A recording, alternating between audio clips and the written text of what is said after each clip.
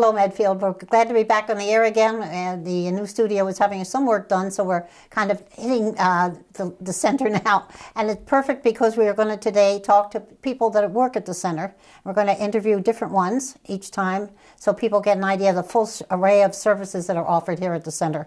And my first victim today is Cheryl, who will introduce herself a little bit and say what she does. Mm-hmm. Hi, my name is Cheryl Lavallee. I'm the social worker and the outreach worker here at the Medfield Council on Aging. I've been here 6 years, and I think it's important today that we emphasize what you just said, the things that get done here, kind of behind the scenes that people might not know about, and that would be a lot of what I do. As an outreach worker, I'm available here at the Senior Center for people 50 and older, but I also do work with the children of seniors. So I'm often working with young people, grandchildren as well, who may call and want to know information and resources available to the seniors. So a typical call to me would be, hi, my mom is 85, living at home. She's having a little trouble taking care of herself. These are some of the issues. What can we do? And so we'll set up a meeting. It can be by phone if you're not able to come in, but I also work Wednesday evenings to allow for evening time for families that are working. And then from there, we'll make a list of what's going on at home, what are some of the good things that are happening, what are some of the problems, and then I will try to match up resources for those people to maintain their independence. Our goal here is to allow people to maintain as much independence as possible. There are times when things have to change, and then I may be called back and said, we did it for another year, but now mom may need to go into housing or some kind of subsidized housing or special programs. So I'm able to follow along with the families. And I've worked with some of those families now for the 6 years that I've been here. So that just gives you just kind of a typical, phone call that might come in. Cheryl, do you do home visits too? I do, and that's important because some of these folks cannot get out.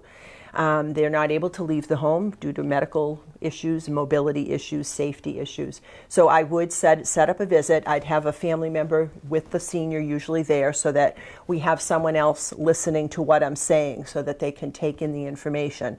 Sometimes it can be overwhelming at home, worrying about maintaining your independence, and you're scared and frightened. And so I want a family member there that's there to help them process this and get the information. So yes, I will do that. And do you have a list of their closest kin? Yes, we here at the center, if they've come through the center at any point in their time, they're registered here. And I'm very mindful, particularly, of making sure we have an emergency contact, because some of those folks, particularly the homebound, are the most vulnerable. And so when we have police and fire getting called to the home because somebody has fallen or there's been some medical problem, we really want to have the medical information and the personnel updated. And we use the File of Life for that, which is a program through the Sheriff's Office in Norfolk County, where you can identify your emergency contact and all your emergency information on your refrigerator. I have information, I have all those forms, I have those here too for people to get.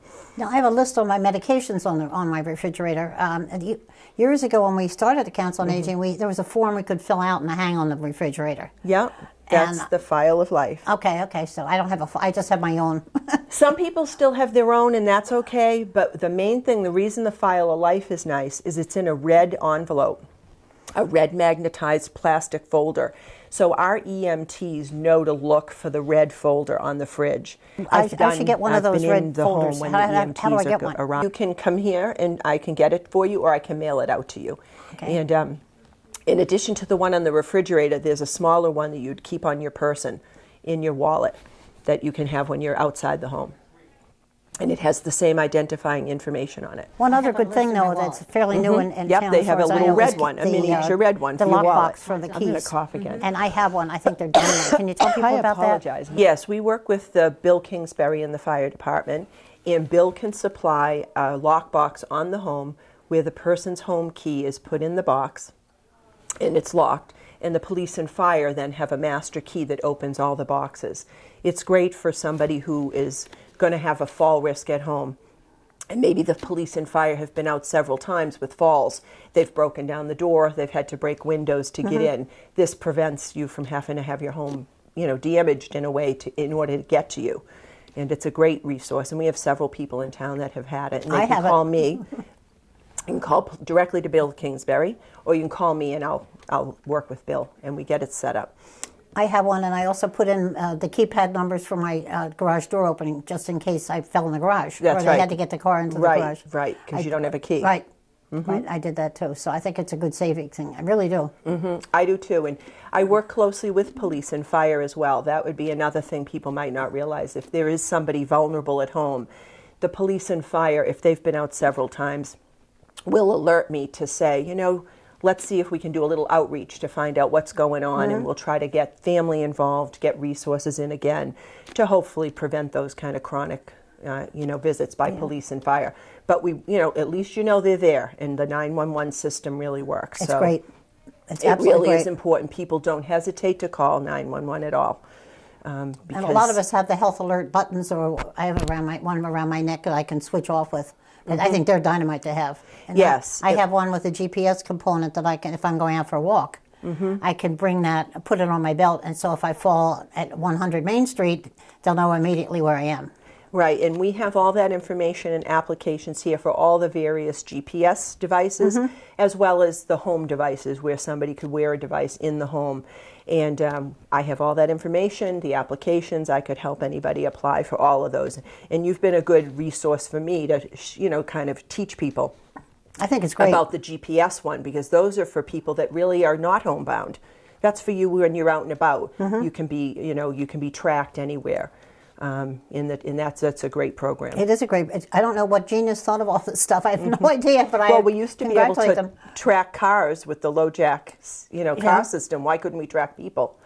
So that also reminds me, we also have another program in town through the police department as well that I'm involved in, which is the low jack safety net program, where we can put a device on a person, a wrist device. It cannot be taken off. It can only be cut with special scissors, and that would be to track somebody who has memory disorder or I didn't know dementia. That. Did not know that. So if you have you're taking care of an older person who may wander at night, that's the biggest risk, is someone wandering. They leave the home, they don't know how to get back. There's a device that then can be tracked. They'd wear this device, and then they can be tracked, and the research shows that they can be found within 30 minutes. Wow. Whereas if you don't have the device, it's 9 hours. So that's a huge safety, risk, that if you're found in 30 minutes, you're most likely survive. And they have a 100% survival rate. So how does the public find out about that? I have the brochure here, and I have the phone contact, and I then work with the police department. Oh, great. And we do have several people who have that as well. We've had some very sad things happen over the years that I've been involved in town, with people that got lost. One got out in the woods, another one went out into the swamp. I was lucky she didn't drown. It's been very, very scary. And that was the situation that prompted the police and fire department to buy this, to invest in this device, because of that situation that occurred some years ago. Yeah, it was very sad. And It we had was. another one in a knitting group. The woman got up, we all thought she went up to go to the bathroom, and she just went off walking. Yeah. So there are many resources here at the center that we can help people access, and I can assist them, whether it's the computer and getting the information online, getting the hard, paper copies. We do whatever we have to make someone safe, and that's the goal. It's really to keep people safe. And you live here, too. Yes, I do. I've been in town 20 years, so I'm just down the road. It's a long time. And you have kids in town also? Yes, I do. 2 kids, 21-year-old daughter, working here in town at CBS. Many people know her. Mia, and my son Mark just went off to college. Wow. University of Orono in Maine.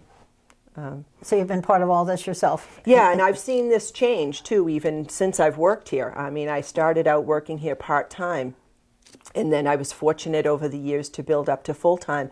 And there's really a need. I think people don't realize some of the things that people struggle with to live and maintain their independence, and how challenging that can be as people age. And people are living a lot longer. We talk about at the center, when I first started working here, we might have a couple people in their 90s.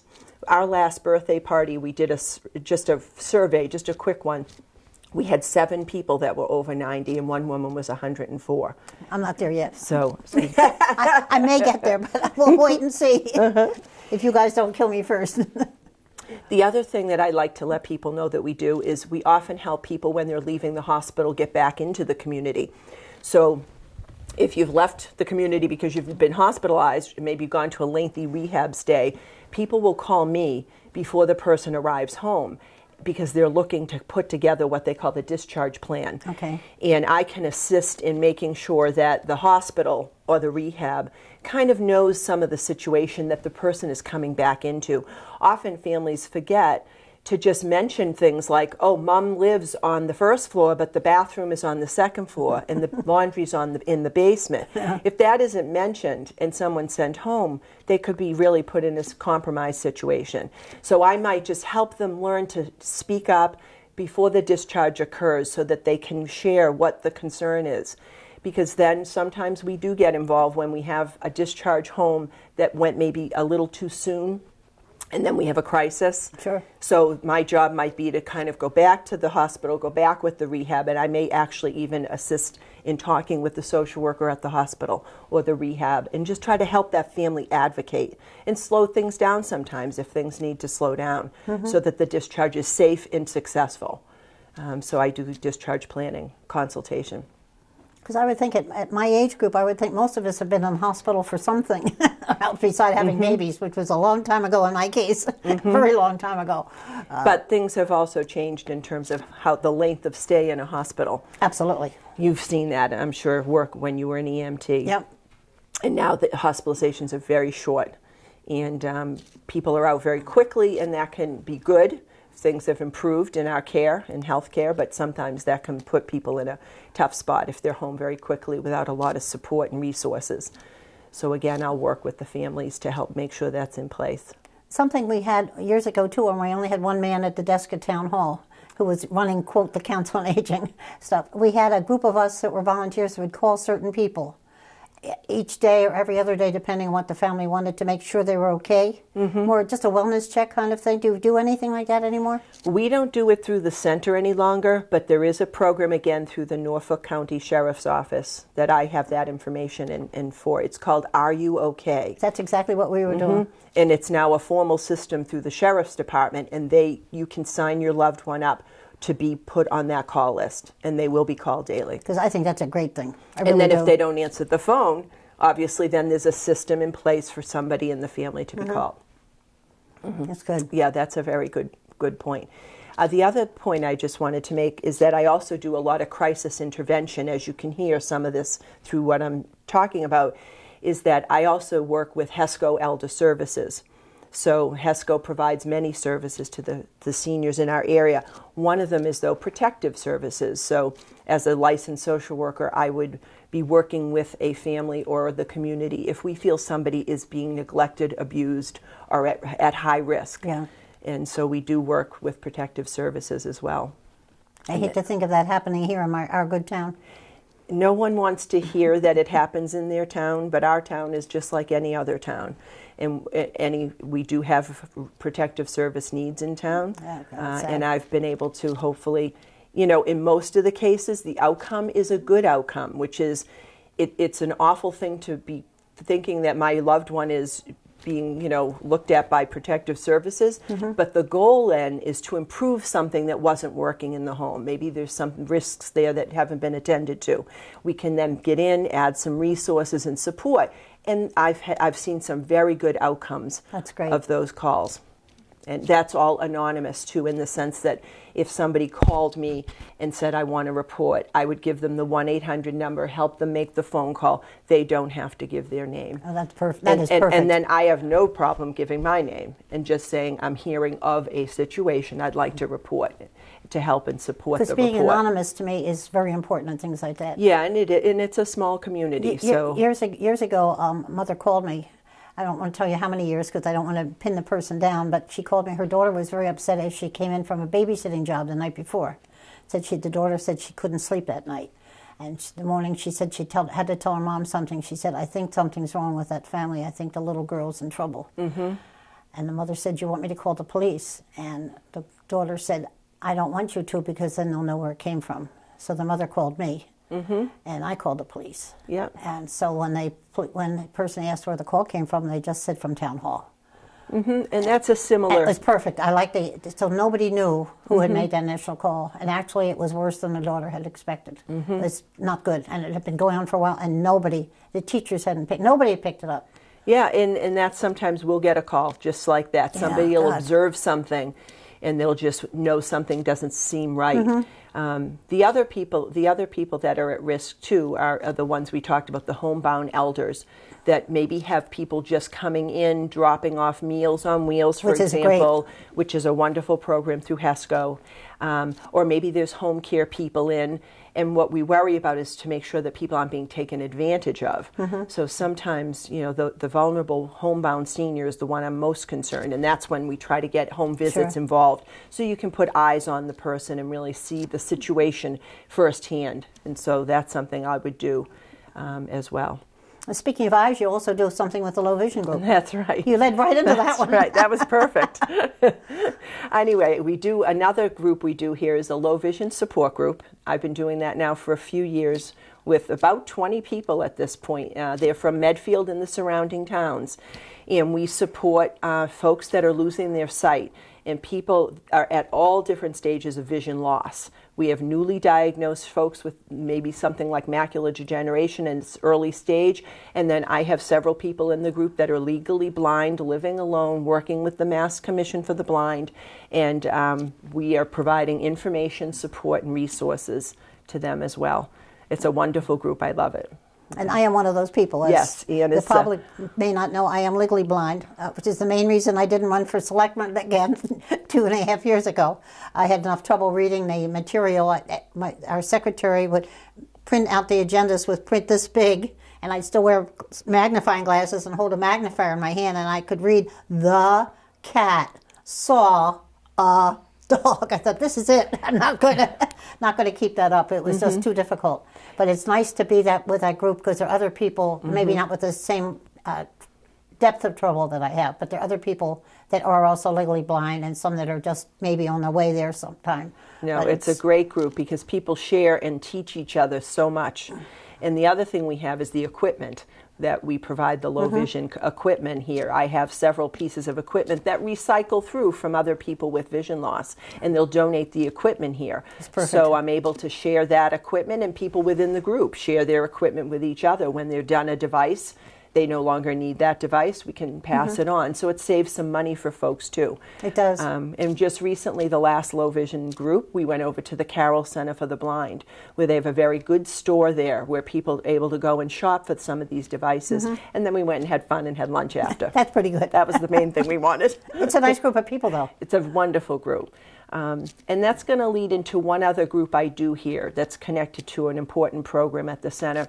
I do a caregiver support group. I've done this now for the whole time that I've worked here. It's about 6 years. It's a group for people that are taking care of a loved one that cannot really be left alone. Most of the folks that they're caring for have some kind of a chronic illness, or in most cases there's also some kind of a level of dementia going on, or Alzheimer's.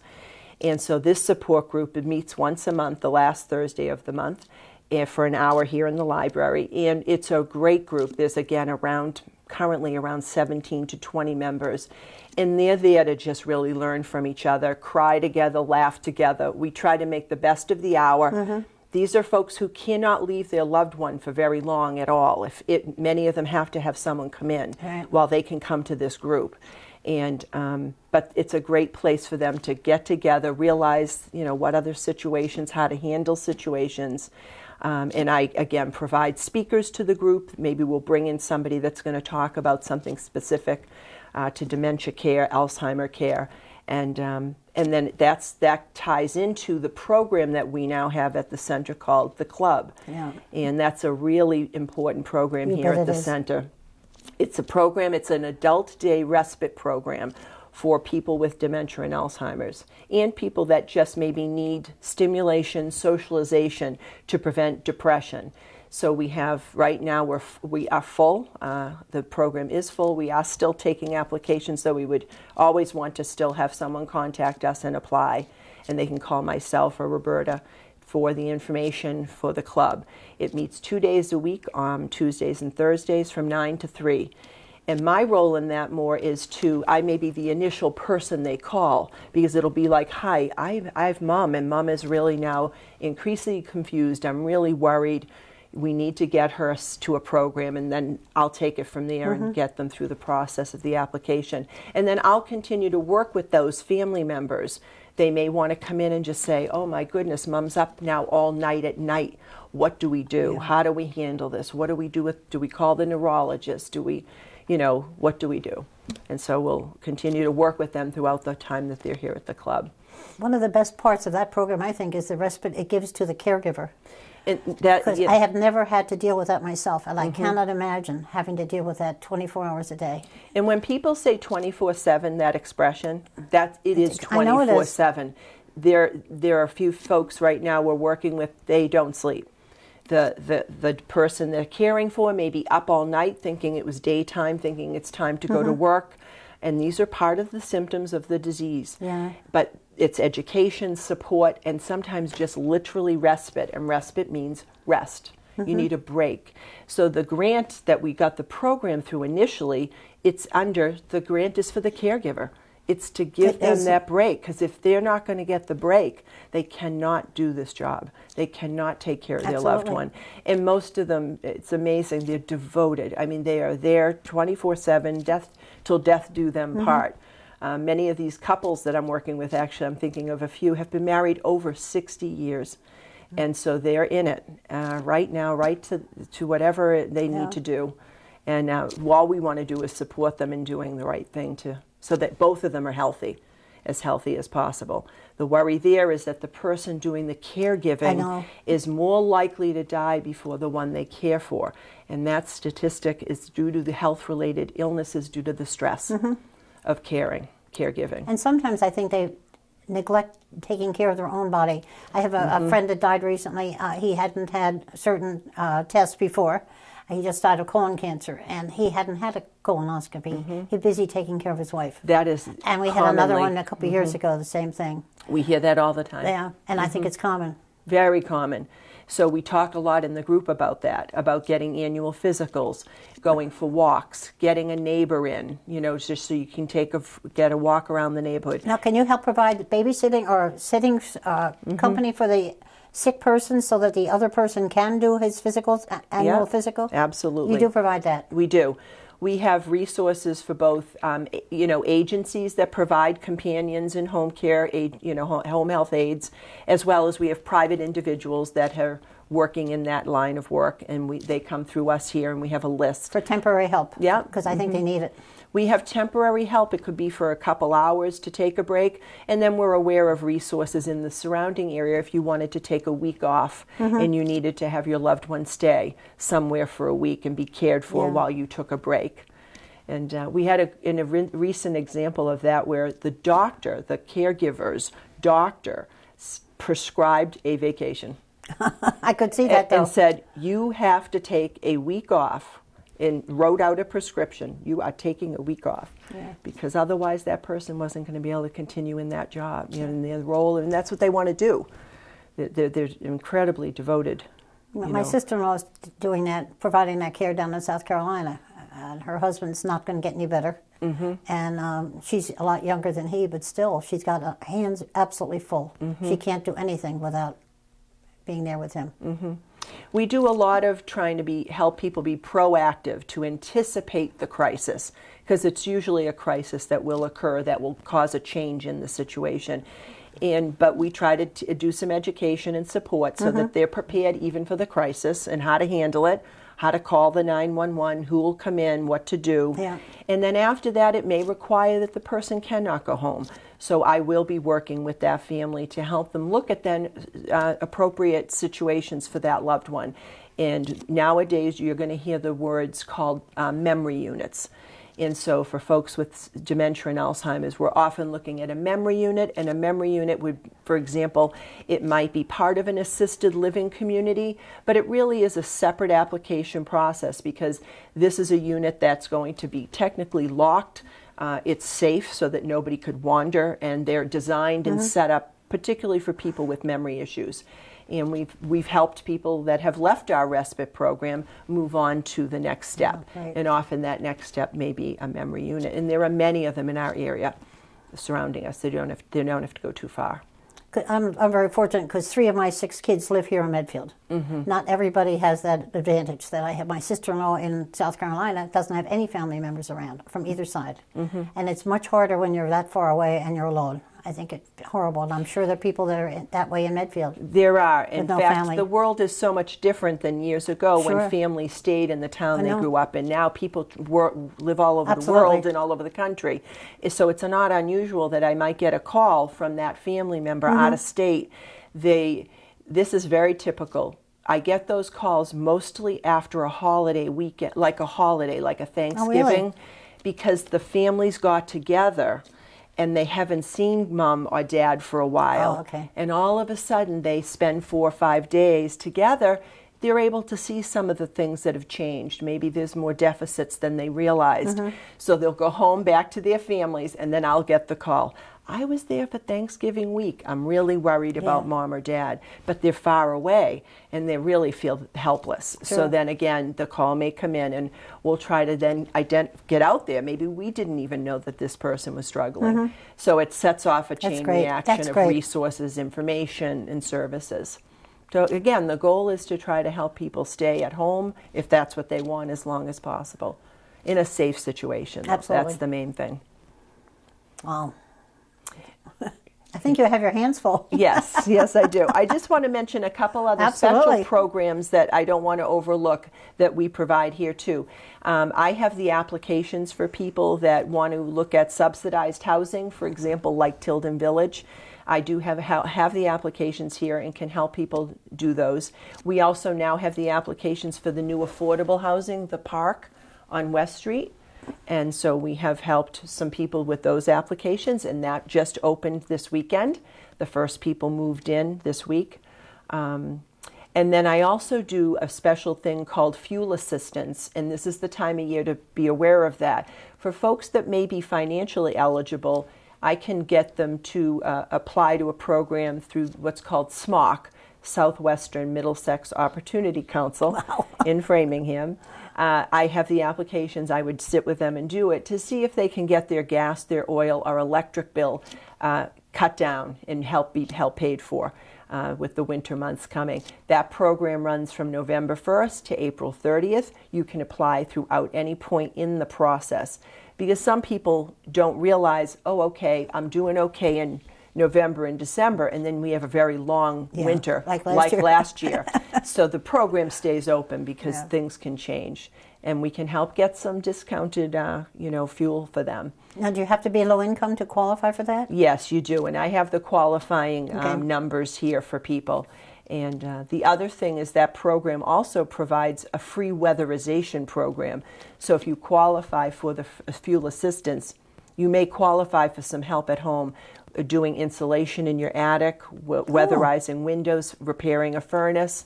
And again, that's part of the process that you can ask to That makes a lot of sense. Yeah, it really does.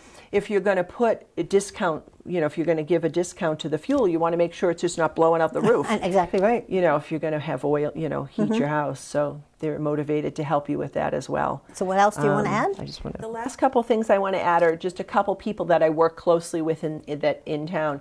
I work very closely with Ron Griffin, our Veteran Service Officer. He is a great resource in the town, and he has office hours here at our center. He offers some time here as well as time up town hall, and that is for veterans as well as spouses of veterans. And I think sometimes that's an education information piece too that we want to provide to the community, that there are resources if you are a veteran or a spouse of a veteran. You can contact Ron directly up at Town Hall. But the reason I'll work with him closely is often I might be working with somebody struggling with some financial issues or accessing medical care. And as soon as I say to them, "Are you a veteran?" and they say yes, Ron, I'm on the line with Ron. So I will make that referral to Ron. And then sometimes we'll work together with a situation, when situations are difficult and have a lot of challenges. He and I team up to try to get that family what they need. And he specializes in what the benefits are through the veterans. And the next one we do here is a program out of the HESCO Elder Services, but they use our building. It's called Shine Counseling. And Shine Counseling is basically health insurance counseling. And we have a woman named Elaine Ficardi. She comes here right now almost every Tuesday to do Shine Counseling. And what that is people who have questions about their health care. And right now, health care, people have a lot of questions about health care. It's a complex system, whether that be at your Medicare plan or Mass Health, which is the federal Medicaid program. I may want to help somebody apply to that, and I'll work with Elaine and help that family get an appointment with Elaine, and we'll work through applications to various health insurance programs. So those are two important people that I will coordinate with as well. Oh, great. I think you're busy.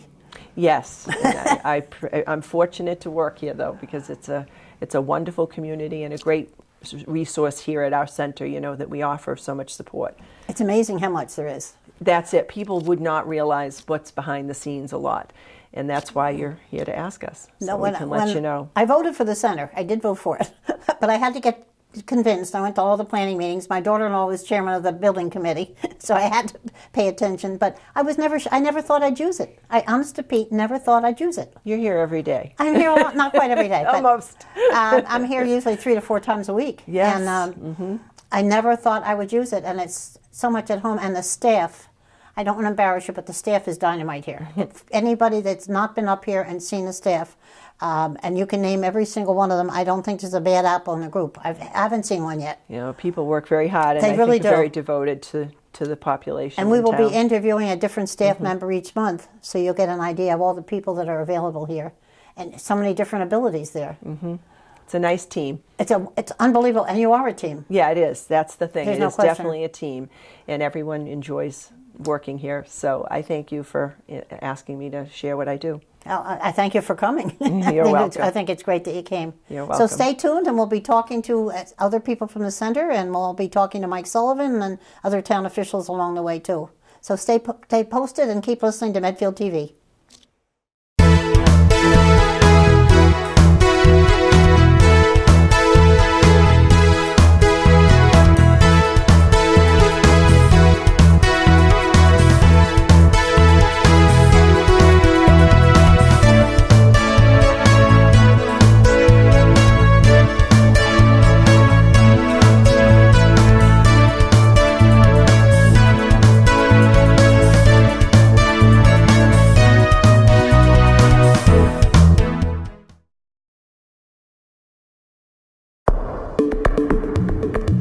The preceding was a production of Medfield TV.